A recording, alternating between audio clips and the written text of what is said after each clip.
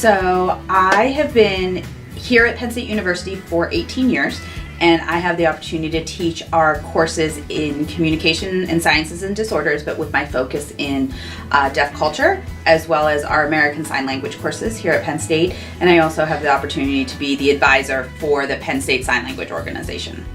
So when we look at deafness as a culture, we look at it as a difference versus a disability. Deafness as a difference, meaning that a deaf individual has deaf gain. It's an approach and a community that has history.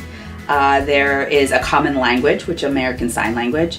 There are traditions, attention-getting strategies, along with environmental pieces, like how you set up an environment for good communication.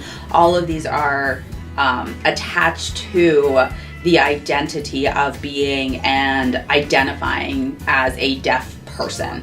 Penn State students can advocate for deaf individuals in the deaf community by becoming knowledgeable, by experiencing, again, the approach of deafness as a difference versus deafness as a disability. I think some things that are top on the list as far as allowing our campus and our university to be more deaf friendly is recognizing the need for qualified interpreters and have those qualified interpreters available in meetings, in campus tours, in the classroom.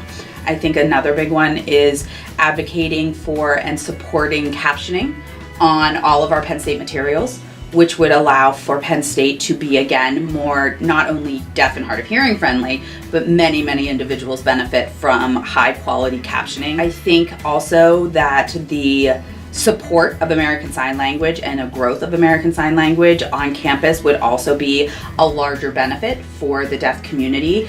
As a hearing person learning to communicate with a deaf person by me shouldering the responsibility of knowing a language versus assuming that a deaf individual can communicate in my language. Well, so American Sign Language is deemed the fourth most learned language in the United States at this point. So it is accepted and learned as meeting world language requirements in high schools and other colleges and universities across the United States.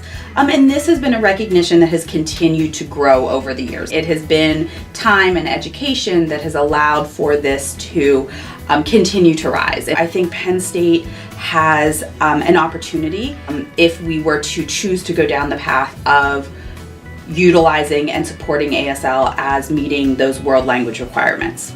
All of that being said, there are challenges in our way, right? We have our hurdles as far as that we are growing now as a attempt to be a more deaf-friendly area and more deaf-friendly environment here at Penn State and our larger community.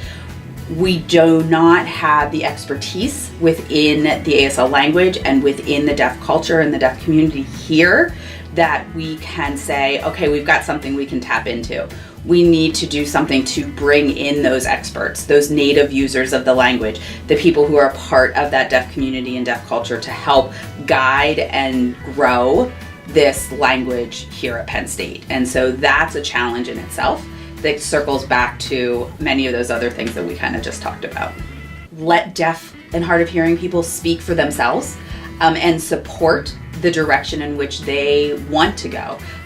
Help them to not only find their voice, but then support their advocacy and their goals that they set forth as a community and as a group of people.